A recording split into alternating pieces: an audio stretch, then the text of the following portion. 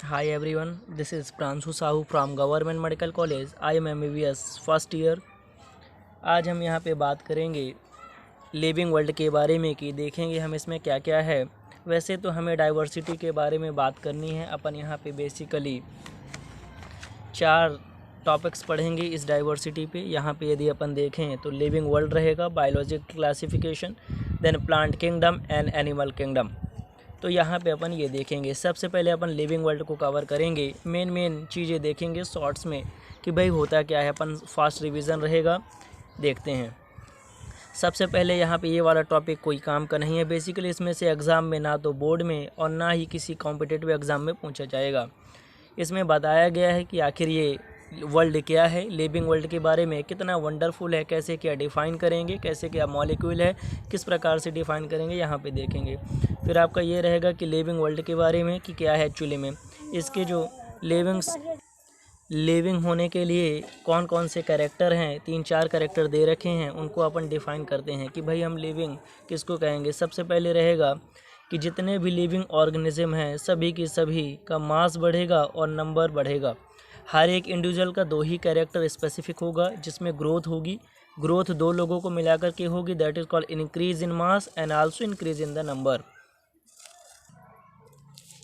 In majority of higher animal and plants, growth and reproduction are mutually exclusive events. One of the remember that increase in mass is also the growth. मास का बढ़ना अब ये 2 प्रकार से define होगा, क्योंकि living और non living में दोनों में ही मास बढ़ता है।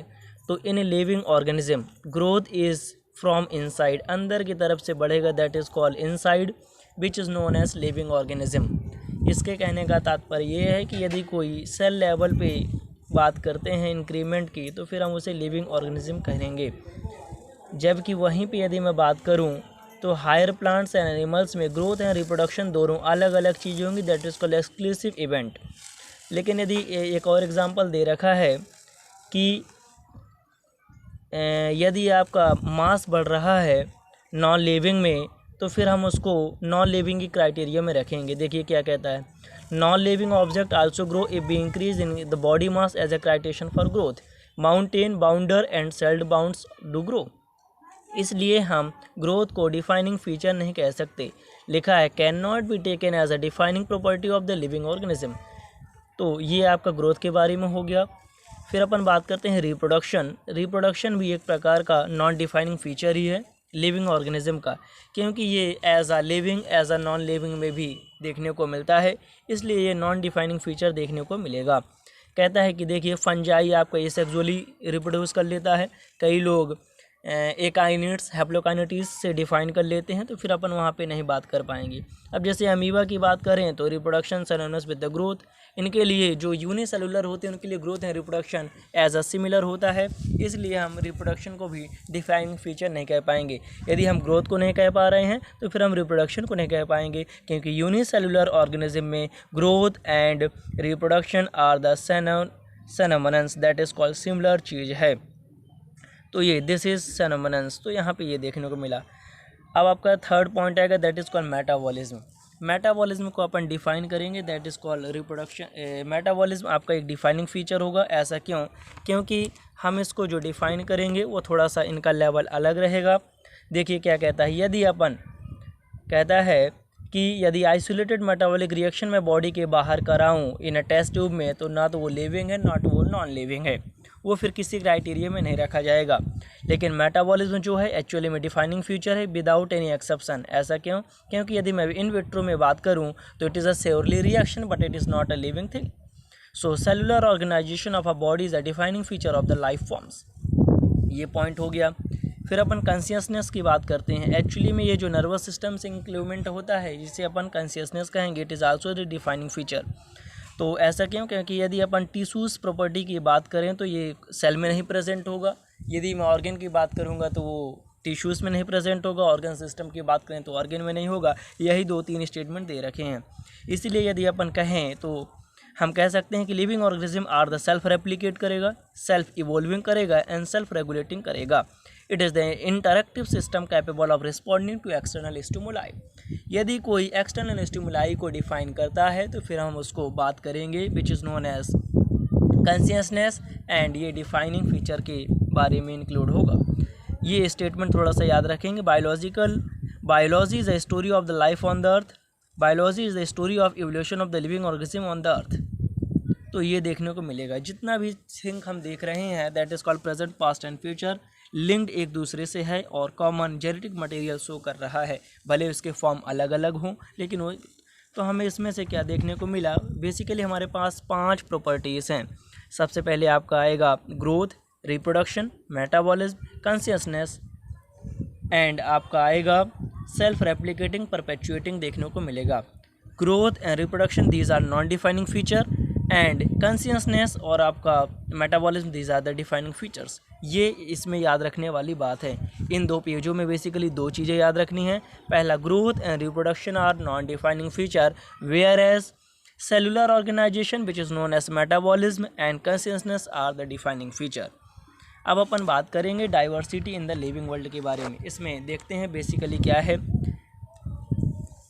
तो सबसे पहले 1.7 से 1.8 मिलियंस, ध्यान रखना मिलियंस है, इतनी आपकी डाइवर्सिटी पूरी दुनिया में देखने को मिलती है। फिर इसके बाद अपन इनको डिफ़ाइन कैसे करें, हमें इसके लिए स्टैंडर्डाइज करना ज़रूरी है, उनकी नेमिंग करना, उनका नोमेनक्लेचर आइडेंटिफिकेशन करना बहुत इंपॉर्टेंट है। सबसे पहले हम नोमेनक्लेचर की जो परिभाषा होगी हम इसे कहेंगे कि it can be standardize the naming of the living organism such as a particular organism is known as a same name all over the world, the process is called nomenclature.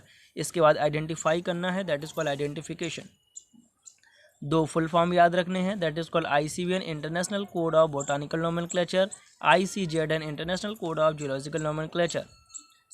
फिर अपन बात करते हैं नोमेनक्लेचर, हमें basically 2 प्रकार से दिया गया। एक आपका बायोनोमियल नोमेनक्लेचर जो कि कैरोलस लिनियस ने दिया है।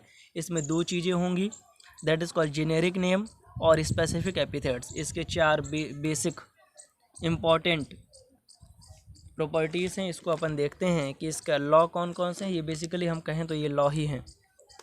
सबसे पहले biological name are generally in Latin में लिखेंगे, यदि अपन लिखेंगे तो इटैलिक्स में। दे आर लैटिनाइज्ड और derive from a Latin respective of their origin. पहला वर्ड जो होगा दैट इज कॉल्ड जीनस को डिफाइन करेगा, जबकि जो दूसरा होगा स्पेसिफिक एपिथेट को डिफाइन करेगा। जो दोनों वर्ड्स होंगे वो बायोलॉजिकल नेम के होंगे। यदि हम हाथ से लिखते हैं तो हम उसको अलग अलग अंडरलाइन करेंगे, यदि हम प्रिंट करते हैं तो हम फिर उसको लैटिन ओरिजिन में देखेंगे। चौथा पॉइंट और मोस्ट इम्पॉर्टेंट कि जो आपका पहला वर्ड होगा उसको कैपिटल लिखेंगे, बाकी सभी के स्मॉल कैपिटल लिखेंगे। एग्जाम्पल ये है, this is called mangifera indica which is known as mango. तो यहाँ पे ये डिफाइन किया गया है कि ये आपका जीनस है और ये स्पेसिफिक एपिथेट्स देखने को मिलता है। बस इसमें ये 4 इंपॉर्टेंट लॉ हैं, इन्हीं को अपन डिफाइन करेंगे। इसके बाद अपन बात करते हैं, पहला बता चुका हूँ कैरोलस लिनियस के द्वारा दिया गया है। थोड़ा एक और इम्पॉर्टेंट है, जैसे dog, cat, mammal, wheat, rice, plant, animal, these are the अलग अलग category which is known as taxa. फिर एक और है दैट इज़ कॉल्ड, याद रखना है, एनिमल, मैमल्स एंड डॉग्स अलग अलग लेवल को डिफाइन करते हैं। इस यहाँ से यहाँ तक में केवल 2 ही लाइन इंपॉर्टेंट है, that is called dogs, cats, mammals, wheat, rice, plant, animals are the categories that can be define as taxa and animal, mammals and dog जो कि डिफरेंट लेवल टैक्सा की शो करते हैं। फिर अपन और बात करते हैं, यहाँ पे एक डेफिनेशन दी गई कि एक्चुअली में टैक्सोनॉमी किसे कहते हैं।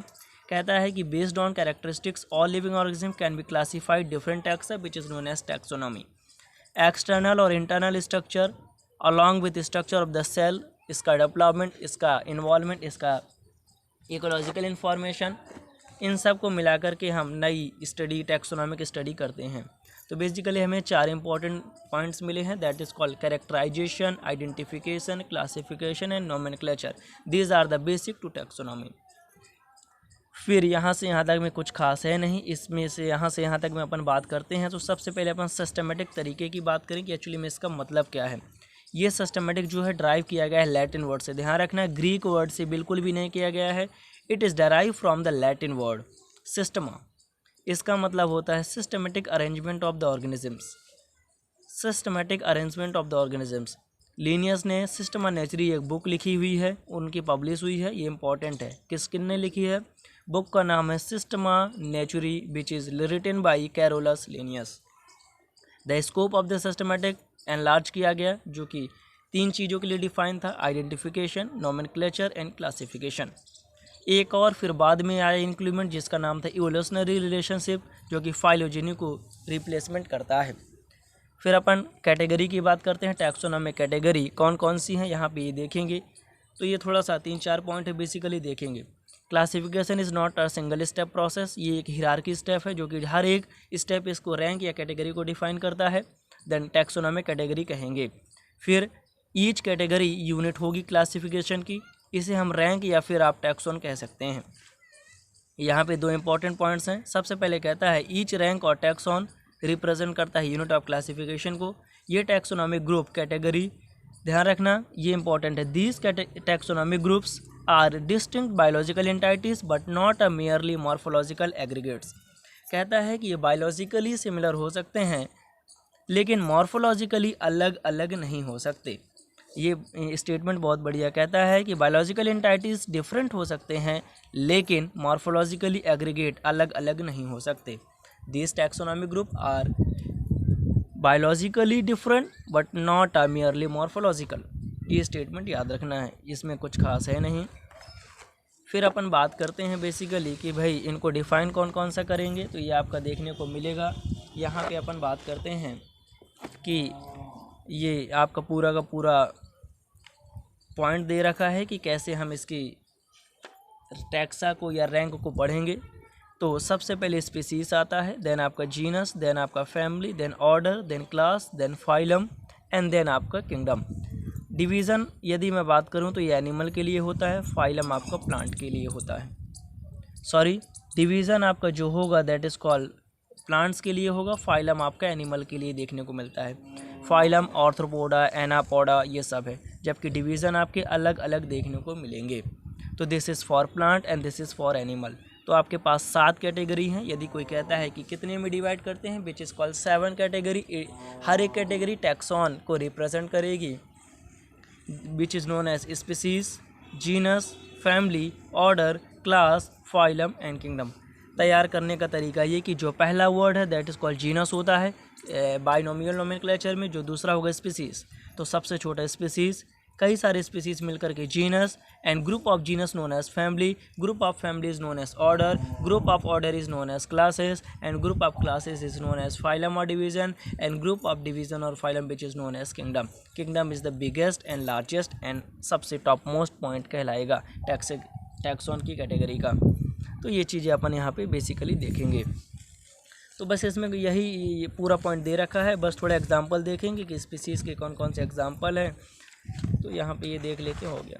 कहता है कि भाई यह जो स्पीसीज़ है मॉर्फोलॉजिकली डिफरेंट होगा। मैंजीफेरा इंडिका की बात करें तो यहाँ पे Mangifera indica, Solanum tuberosum, Panthera leo सब अलग अलग है। मॉर्फोलॉजिकली डिफरेंट होगा, यानी कि इसका जो बाहरी स्ट्रक्चर है that is called different. This is mango, this is potato, this is lion, सब डिफरेंट होंगे। एक बात और याद रखना, साइंटिफिक नेम ह्यूमन का that is called homo sapiens. ये एस होना बहुत ज़रूरी है, which is known as homo sapiens. फिर अपन बात करते हैं जीनस के बारे में। कहता है जीनस एक्चुअली में ग्रुप ऑफ रिलेटेड स्पीसीज होगा जिसका नाम जीनस होगा। मोन कैरेक्टर आपके कंपैरिजन में सेम करेंगे। और बात करते हैं एग्जांपल की, दैट इज़ कॉल्ड, देखो जैसे पोटैटो, ब्रिंजल, 2 डिफरेंट स्पीसीज़ हैं लेकिन जीनस इनका सेम है। पोटैटो का सोलानम टुर्बोसम एंड इसका सोलानम मेलोंगिना। तो यानी कि सोलानम यानी पहला वर्ड, यानी कि आपका स्पीसीज तो सेम है लेकिन जीनस अलग अलग है। तो ये फिर आपका फैमिली की बात करते हैं। कहता है फैमिली जो है ग्रुप ऑफ रिलेटेड जीनेरा होगा। Family characterise on the basis of vegetative और रिप्रोडक्टिव फीचर्स होगा। एग्जाम्पल क्या होंगे, दैट इज़ कॉल्ड, फैमिली की बात करें AD, AE, AE एग्जाम्पल होगा। लास्ट में ये होगा AE, ध्यान दें, सोलानेसी, फेलिडी, कैनेडी, सब में लास्ट में AE होगा। फैमिली का एग्जाम्पल लास्ट में AE होगा, उससे आप पहचान सकते हैं। जैसे अपन बात करेंगे सोलानेसी में कौन कौन आ जाएगा, जितना भी सोलानम की कैटेगरी होगी, सोलानम, पेटोनिया और आपका datura, these are come in the family Solanaceae.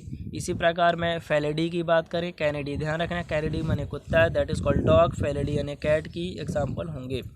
तो ये फैमिली कंप्लीट।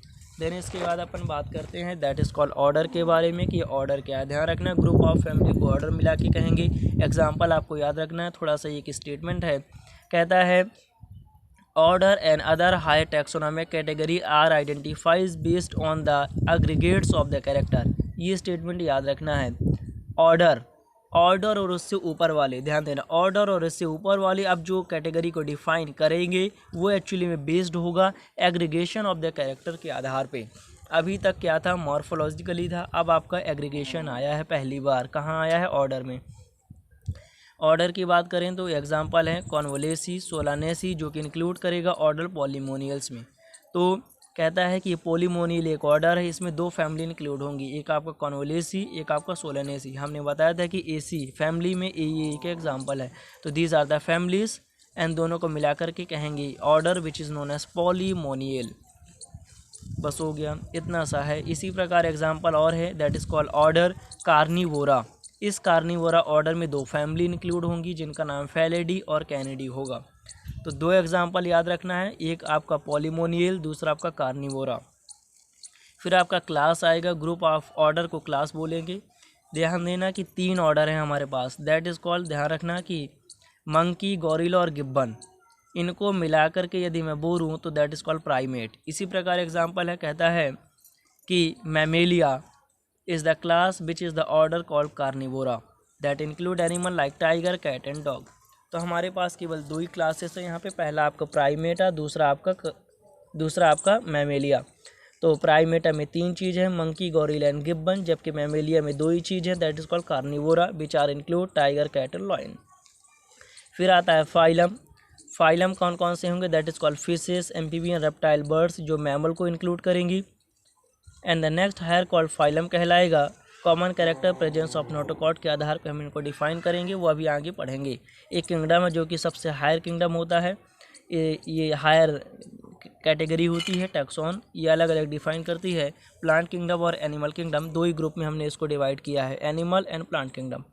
फिर एक इम्पॉर्टेंट टॉपिक से ध्यान रखना, ये कहता है कि जब हम नीचे से ऊपर की ओर जाते हैं तो नंबर ऑफ कॉमन कैरेक्टर कम होते हैं, जिसके वजह से किसी भी स्पीसीज या किसी भी ऑर्गेनिज्म को डिफाइन कर पाना ज़रा डिफ़िकल्ट हो जाता है।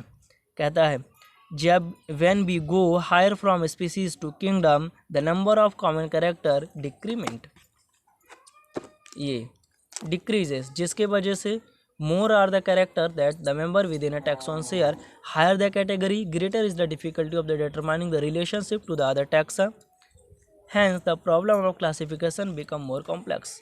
तो इसमें हमें देखना पड़ेगा। कहता है कि यदि कोई पूछता है कि इस पे डिफ़ाइन करना और इस पे डिफ़ाइन करना, यदि मुझे ऑर्गेनिज्म को डिफ़ाइन करना है तो कठिन यहाँ पे होगा कि यहाँ पे, तो यहाँ पे ज़्यादा कठिन होगा क्योंकि नंबर ऑफ कॉमन कैरेक्टर कम हो रहे हैं।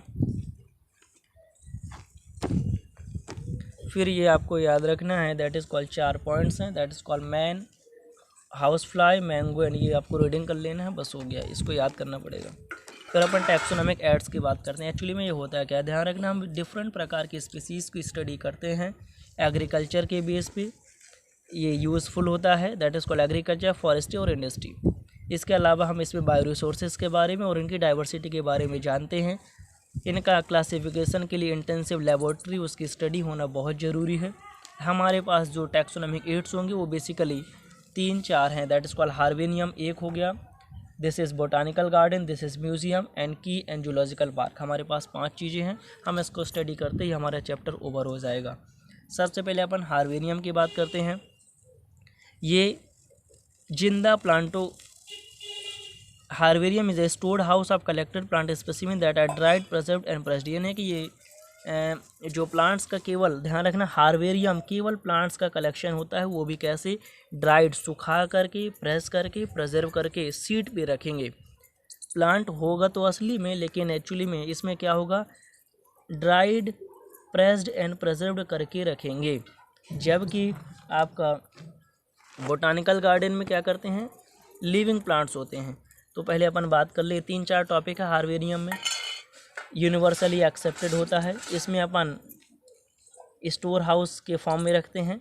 इसमें अपन जब रखते हैं तो सीट पे क्या करते हैं बेसिकली कि आप एक कागज़ होगा, उस पर आप असली प्लांट सुखाएंगे, प्रेस करेंगे, प्रिजर्व करेंगे, फिर लगा देंगे।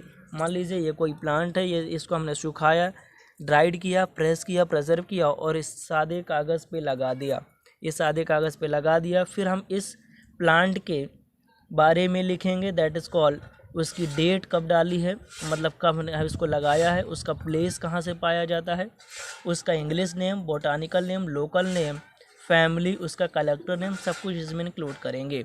और ये तभी तो इसको अब जब ये सब इंक्लूड कर देंगे तो इसको ढूंढ पाना लाइब्रेरी में बहुत ही आसान होगा, इसलिए इसको कहा गया है it is also serve as a quick reference system in taxonomic study. तो ये बहुत ही जल्दी मिल जाता है which is called quick reference system. जब इतनी सारी जानकारी रखेंगे तो ढूंढना बहुत आसान हो जाएगा। अब ये जो कागज़ का मैंने साइज़ बताया है वो 11.5 से 16.5 इंचेस होगा। दिस इज़ कॉल्ड 11.5 से 16.5 इंचेस। और यदि अपन सेंटीमीटर में बात करें तो 29 से 41 सेंटीमीटर इसका होगा। फिर आता है बोटानिकल गार्डन।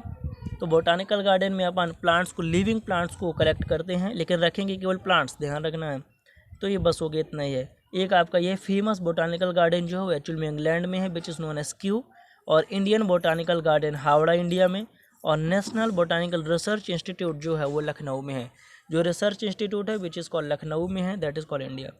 फिर आपका म्यूज़ियम आता है। म्यूज़ियम जो है बेसिकली वो स्कूल या कॉलेजेस में घुमाने के लिए ले जाते हैं। इसमें प्रिजर्व करके रखते हैं प्लांट और एनिमल दोनों। पहली बार ऐसा म्यूज़ियम माने कि ये आया है ऐड, जो कि प्लांट और एनिमल दोनों रख रहे हैं, रेफरेंस के लिए रखते हैं। Specimen are preserved in container और जार में प्रिजर्वेटिव सॉल्यूशन में रखते हैं। इनको सबसे पहले इंसेक्ट को अपन क्या करते हैं, कलेक्टिंग, किलिंग एंड पाइनिंग किया जाता है। याद रखना ये collecting, killing and pining in the insect box. Large animal जो हैं उनके स्टफ़ रखे जाते हैं, उनको प्रिजर्व किया जाता है। म्यूज़ियम जो है collection of skeletal of the animal देखने को मिलता है। ये जो डायग्राम है दैट इज़ कॉल्ड हार्वेरियम का देखने को मिलता है। ध्यान रखना दिस इज़ एच, याद रखना ये डायग्राम से लग रहा दिस इज़ एच, ये एच याद रखने का तरीका। म्यूज़ियम की बात करूँ तो मैंने बता ही चुका है, 3-4 पॉइंट है। एक आपका होता है जूलॉजिकल पार्क।